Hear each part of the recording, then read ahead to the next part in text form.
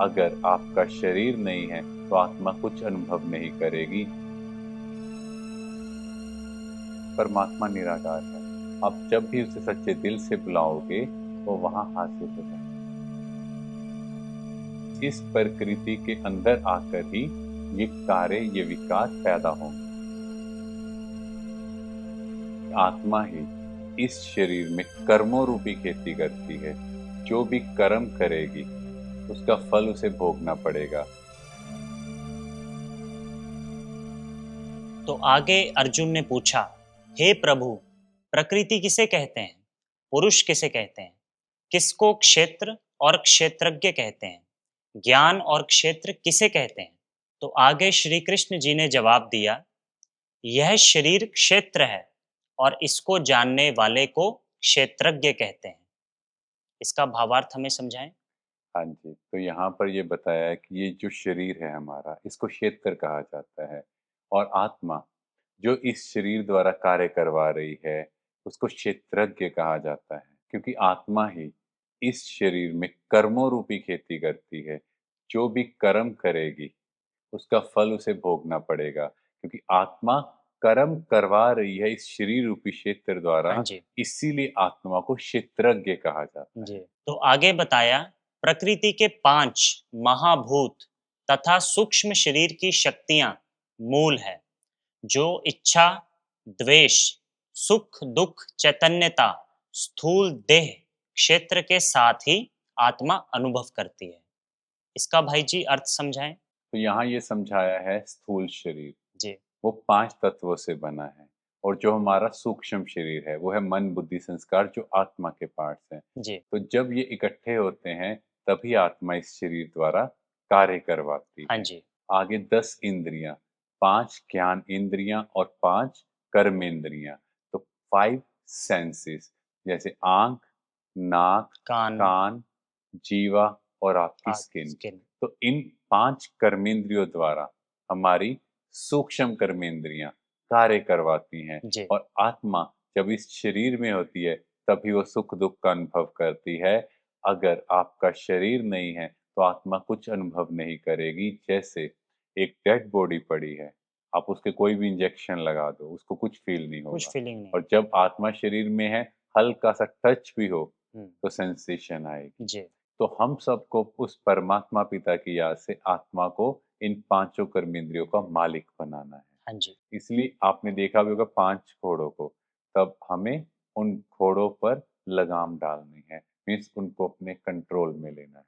तो आगे बताया, आत्म तत्व को जानना और परम सत्य परमात्मा को पहचानना, यह ही ज्ञान है, और इसके जो विपरीत है वह सब अज्ञान है। इसका भावार्थ समझाएं।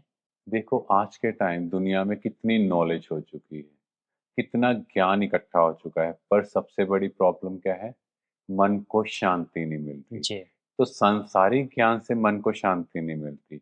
मन को शांति मिलेगी आत्म तत्व को जानने से, मीन्स खुद के बारे में जानने से। हाँ जी। देखो कोई भी है, किसी भी फील्ड में है, वो क्या कोशिश करता है, मुझे उसी फील्ड की नॉलेज होनी चाहिए। हाँ जी। जितना भी डेप्थ में जाना चाहे वो जाते हैं। ऐसे ही हम सब दुनिया के बारे में जानना चाह रहे हैं, जी बिल्कुल। बाहरी चीजों के बारे में जानना चाह रहे हैं, पर इसके बारे में।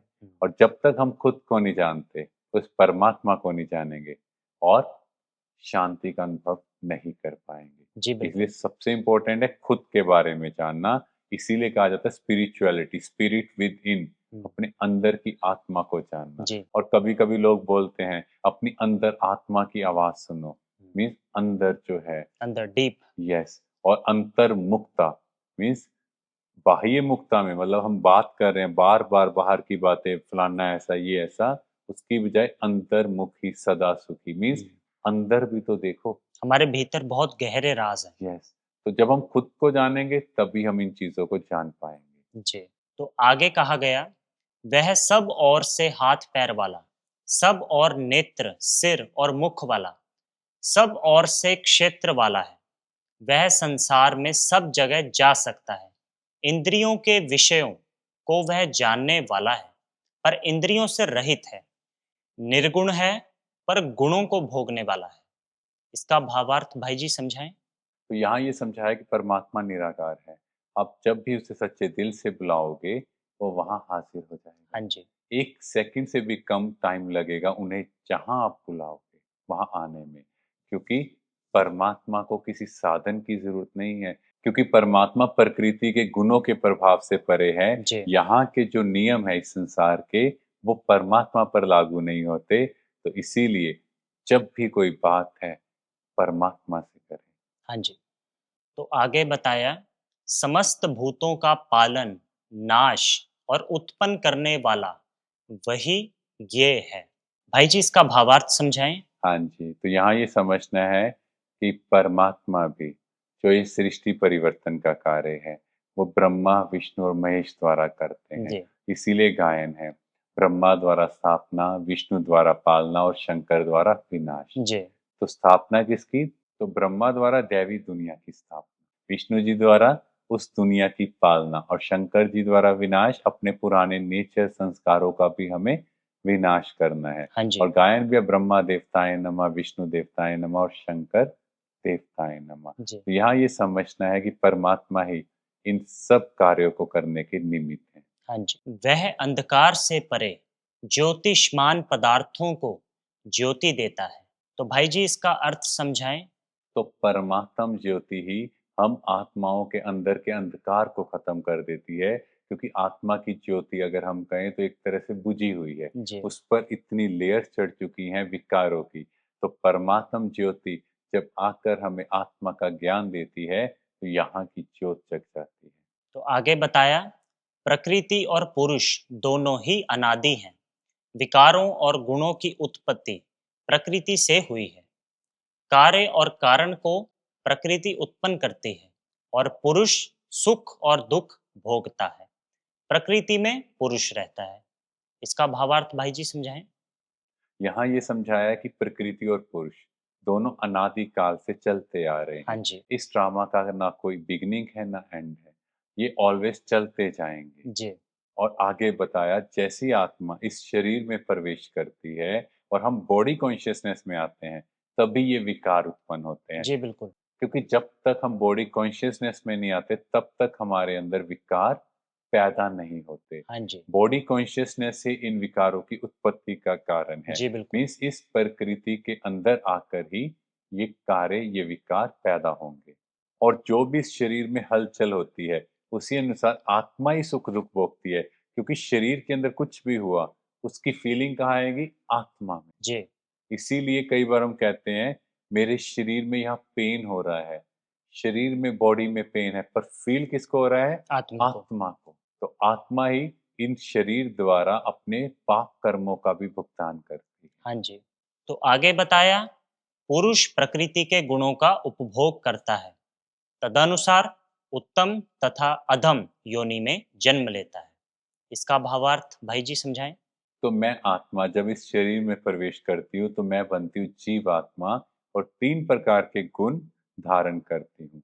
सतो, रजो और तमो। तमो। सतो मीन्स आत्मा सातों गुणों में भरपूर है और आत्मा के कर्म भी सतोगुणी होंगे, टॉप क्वालिटी होंगे। हाँ जी, रजो मीन्स राजसी गुण और तमो मीन्स जो आत्मा होगी वो निकृष्ट कार्य करेगी, आत्मा की स्टेज भी लोएस्ट और उसके कर्म भी बहुत गिरे हुए होंगे।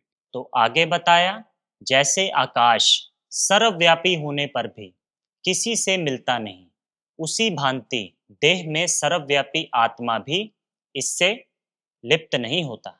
इसका भाई जी हमें भावार्थ समझाएं?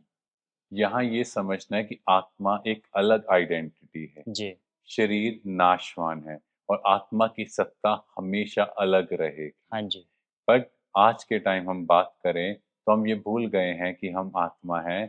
तो आज के समय अगर हम देखें, तो हम बॉडी कॉन्शियसनेस में इतना चले गए हैं, व्यक्ति वेंटिलेटर पर भी रह जाएगा, पर वो शरीर छोड़ना नहीं चाहेगा, क्योंकि अंदर समझ ही नहीं है कि आत्मा का ये कॉस्ट्यूम है, उसको नेक्स्ट जन्म में जाना है। हाँ जी, तो इसीलिए हमें ये याद रखना है कि मुझ आत्मा को ये कॉस्ट्यूम छोड़ना ही है, नेक्स्ट कॉस्ट्यूम में भी जाना है, पर जिस भी कॉस्ट्यूम में हो, एक ऐसा रोल प्ले करना है कि सभी कहें वंस मोर। जी। तो आगे बताया, जैसे एक ही सूर्य समस्त लोक को प्रकाशित करता है, वैसे ही क्षेत्रज्ञ समस्त क्षेत्र को प्रकाशित करता है। इसका भावार्थ भाई जी समझाएं। हाँ जी, तो यहाँ समझना है कि आत्मा की शक्ति ही इस शरीर को चला रही है।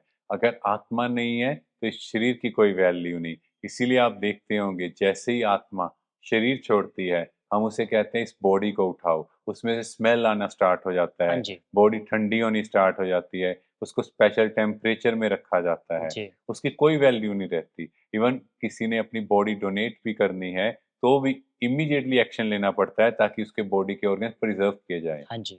मतलब आत्मा के बिना इस शरीर की कोई वैल्यू नहीं। हाँ जी।